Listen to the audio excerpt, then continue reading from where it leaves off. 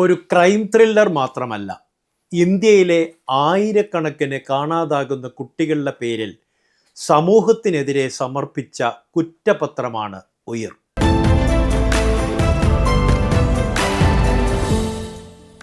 M Padmakumar സംവിധാനം നിർവഹിച്ച ചിത്രം, ഷാജി മാറാടും നിഖിൽ കെ മേനോനും ചേർന്നൊരുക്കിയ തിരക്കഥ. ജോസഫ് എന്ന സിനിമ കഴിഞ്ഞ് പത്മകുമാർ വീണ്ടും മനുഷ്യന്റെ ഉള്ളിലേക്ക് നടത്തുന്ന ഒരു അന്വേഷണമാണ് ഉയിർ. ദുരൂഹ സാഹചര്യത്തിൽ മരിച്ചു കിടക്കുന്ന ഒരു നാടോടി സ്ത്രീയുടെ മൃതദേഹത്തിൽ നിന്ന് ആരംഭിക്കുന്ന അന്വേഷണം ഒടുവിൽ ഒരു കൊലപാതകത്തിന്റെ ഉത്തരമല്ല കണ്ടെത്തുന്നത്, ഒരു രാജ്യത്തിന്റെ മനസാക്ഷിയെയാണ് വിചാരണ ചെയ്യുന്നത്. റോഷൻ മാത്യൂസ് അവതരിപ്പിക്കുന്ന probationary police officer Ajeeb Rahman തുടക്കത്തിൽ ഒരു കേസ് അന്വേഷിക്കുന്നു. പക്ഷേ സിനിമ മുന്നോട്ട് പോകുമ്പോൾ അയാളാണ് അന്വേഷിക്കപ്പെടുന്നത്, ഒപ്പം നമ്മളും. അജീബ്, ശോഭ, രാജു, ഭുവനേശ്വർ, റാന്തൽ, മീനു ദേവ എന്നിങ്ങനെ 6 അധ്യായങ്ങളായി സിനിമയുടെ കഥ വികസിക്കുമ്പോൾ ഓരോ കഥാപാത്രവും ഒരു കുറ്റവാളിയെ മാത്രമല്ല തുറന്നു കാട്ടുന്നത്, സമൂഹത്തെയും തുറന്നു കാട്ടുന്നുണ്ട്. ഈ സിനിമയുടെ ഏറ്റവും വലിയ ശക്തി അതിൻ്റെ റിയലിസമാണ്. നായകനെ അസാധാരണക്കാരനാക്കുന്നില്ല, കുറ്റവാളിയെ സിനിമാറ്റിക്കായി മഹത്വവൽക്കരിക്കുന്നുമില്ല, കണ്ണീരിനെ പോലും അമിതമായി ഉപയോഗിക്കുന്നില്ല.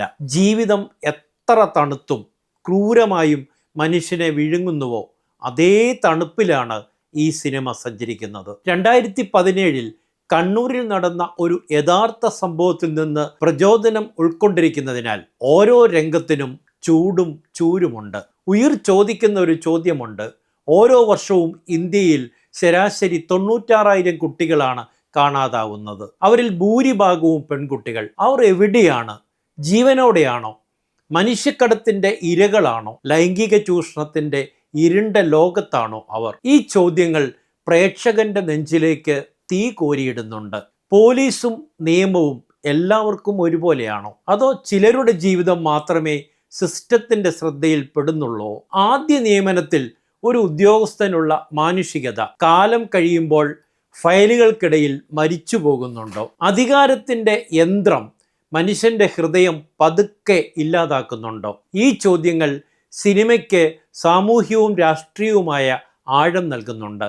ഉയിർ കാണുമ്പോൾ നമ്മെ ഏറ്റവും കൂടുതൽ വേട്ടയാടുന്നത് ഒരു മൃതദേഹമല്ല, നമ്മുടെ തന്നെ നിസ്സംഗതയാണ്. ഒന്നും കണ്ടില്ല, ഒന്നും കേട്ടില്ല എന്ന് നടിച്ച് എത്ര കാലം നമുക്ക് ജീവിക്കാനാകും? ഒരു കുട്ടിയുടെ ജീവിതം ഇല്ലാതാകുമ്പോൾ നഷ്ടമാകുന്നത് ഒരു കുടുംബത്തിൻ്റെ സ്വപ്നം മാത്രമല്ല, ഒരു സമൂഹത്തിൻ്റെ ഭാവിയാണ് എന്ന് സിനിമ നമ്മളെ ഓർമ്മിപ്പിക്കുന്നു. അന്വേഷണത്തിൻ്റെ ഓരോ പാളിയും പ്രേക്ഷകനെ കൂടുതൽ ആഴത്തിലേക്ക് വലിച്ചിഴയ്ക്കുന്നുണ്ട്. ഉയിർ എന്ന സിനിമ മേക്കിങ്ങിൽ അത്ഭുതമൊന്നും കാട്ടുന്നില്ല.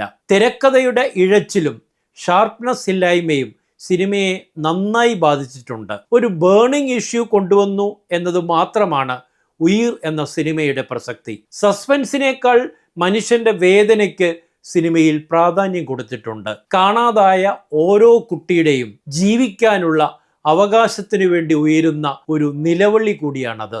മീനുവും ദേവായും ഭീതി നിറഞ്ഞ തെരുവുകൾക്കകത്ത് ഇരുണ്ട മുറിക്കുള്ളിൽ ഇരുന്ന് ഏങ്ങി ഏങ്ങി കരയുന്നുണ്ട് ആയിരക്കണക്കിന് മീനുമാരും ദേവമാരും.